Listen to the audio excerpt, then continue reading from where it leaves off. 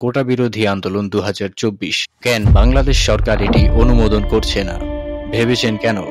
আসেন বলি। সত্য বলতে বর্তমান সরকার আমাদের দেশের জন্য কতটা ক্ষতিকর হয়ে উঠেছে তা আপনাদের সামনে তুলে ধরা বেশ জরুরি হয়ে পড়েছে।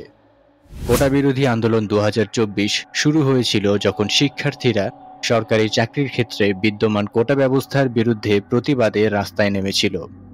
শিক্ষার্থীদের দাবি ছিল মেধার ভিত্তিতে নিয়োগ হওয়া উচিত এবং কোটা ব্যবস্থা অযৌক্তিক ও বৈষম্যমূলক। সরকার কেন কোটা বিরোধী আন্দোলনকে অনুমোদন করছে না তা বোঝার জন্য কিছু কারণ বিশ্লেষণ করতে হবে।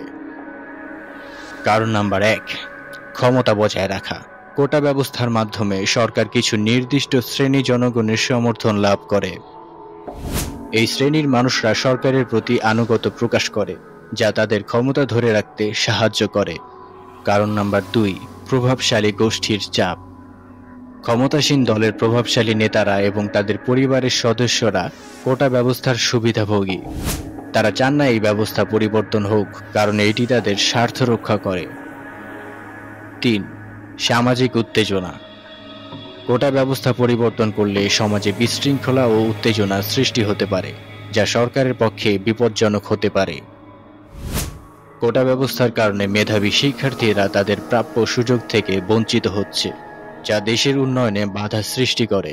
অযোগ্য লোক নিয়োগের ফলে প্রশাসনিক কাজে ব্যর্থতা দেখা দেয়, যা দেশের অগ্রগতিকে থামিয়ে দেয়। আমাদের সরকারের ব্যর্থতা শুধু কোটা ব্যবস্থায় সীমাবদ্ধ নয়, তাদের আরও অসংখ্য ব্যর্থতা, জালিয়াতি, দুর্নীতি। মানে একটি সরকার যা কিছু করতে পারে ঠিক তাই করেছে আমাদের সরকার। সরকারি বিভিন্ন প্রকল্পে দুর্নীতি ও অর্থ লুটের ঘটনা ঘটছে, জনগণের টাকা অপচয় হচ্ছে এবং উন্নয়ন কাজগুলি অসম্পূর্ণ থেকে যাচ্ছে। উদাহরণস্বরূপ পদ্মা সেতুর দুর্নীতি। পদ্মা সেতুর প্রকল্পে বড় অঙ্কের দুর্নীতির অভিযোগ ওঠে। এখানে প্রায় 2000 কোটি টাকার দুর্নীতি হয়েছে। প্রকল্পের প্রধান দায়িত্বে থাকা ব্যক্তি ছিলেন যিনি সরকার দলের একজন শীর্ষ নেতা।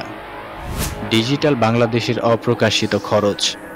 ডিজিটাল বাংলাদেশ প্রকল্পে প্রায় 500 কোটি টাকা খরচ হয়েছে, কিন্তু এর বাস্তব প্রভাব কম।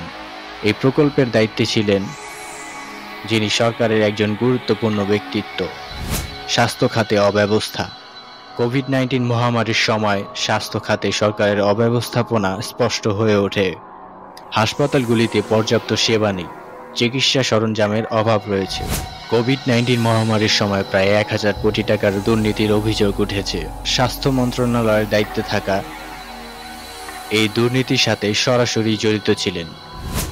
শিক্ষা খাতে অব্যবস্থা। শিক্ষাক্ষেত্রে মানহীন প্রতিষ্ঠান, দুর্বল পাঠ্যক্রম এবং শিক্ষকদের অযোগ্যতার কারণে শিক্ষার মান ক্রমাগত নিম্নমুখী। শিক্ষা মন্ত্রণালয়ের দুর্নীতি। শিক্ষা মন্ত্রণালয়ে প্রায় 700 কোটি টাকার দুর্নীতির অভিযোগ উঠেছে। শিক্ষামন্ত্রী এই দুর্নীতির সাথে সরাসরি জড়িত ছিলেন। মানবাধিকার লঙ্ঘন। সরকার বিরোধী দল ও সমালোচকদের বিরুদ্ধে কঠোর পদক্ষেপ নিচ্ছে, মানবাধিকার লঙ্ঘন করছে। গণমাধ্যমের উপর চাপ।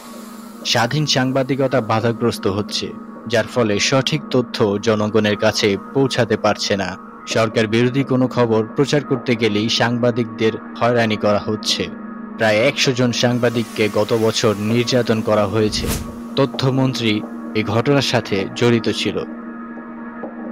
এগুলোই হলো একনায়কতন্ত্রের আসল চেহারা। বর্তমান সরকার একনায়কতন্ত্রের পথে হাঁটছে, যা দেশের জনগণকে বিপন্ন করছে। সরকার বিরোধী সব মতকে দমন করছে এবং নিজের ক্ষমতা স্থায়ী করতে চাইছে। আমাদের বিচার ব্যবস্থার উপরও সরকারের নিয়ন্ত্রণ রয়েছে, যা ন্যায় বিচার পাওয়ার পথে প্রধান বাধা হয়ে দাঁড়িয়েছে। বিচার ব্যবস্থায় প্রায় 500 কোটি টাকার দুর্নীতির অভিযোগ উঠেছে।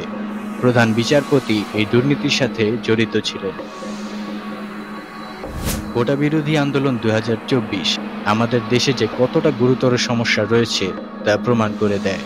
সরকারের দুর্নীতি, অযোগ্যতা এবং একনায়কতন্ত্রের পথে হাঁটতে থাকা অব্যবস্থার কারণে দেশের ভবিষ্যৎ বিপন্ন হচ্ছে। আমাদের সকলকে একসাথে এগিয়ে এসে এই সমস্যা সম্পর্কে সচেতন হতে হবে এবং সরকারের ব্যর্থতা ও দুর্নীতির বিরুদ্ধে আওয়াজ তুলতে হবে। এটি সঠিক সময় সরকারের বিরুদ্ধে কথা বলার, সরকারের দুর্নীতির কথা সবার সামনে তোলার। এটি সঠিক সময় সরকারকে কঠিন জবাব দেওয়ার। সরকার যে দুর্নীতি, জালিয়াতি, আইন লঙ্ঘন, মানবাধিকার লঙ্ঘন করে এসেছে, এইসব বিষয় নিয়ে কথা বলার এটি একটি উপযুক্ত সময়। ঝঞ্ঝার মতো উত্তম, মোরা ঝরনার মতো চঞ্চল, মোরা বিধাতার মতো নির্ভয়, মোরা প্রকৃতির মতো সচ্ছল। মোরা ঝঞ্ঝার মতো উত্তম, মোরা ঝরনার মতো চঞ্চল, মোরা বিধাতার মতো নির্ভয়, মোরা প্রকৃতির মতো সচ্ছল। মোরা ঝঞ্ঝার মতো উত্তম, আকাশের মতো বাধাহীন, মোরা মন সঞ্চর বেদুইন। আকাশের মতো বাধাহীন, মোরা মন সঞ্চর বেদুইন।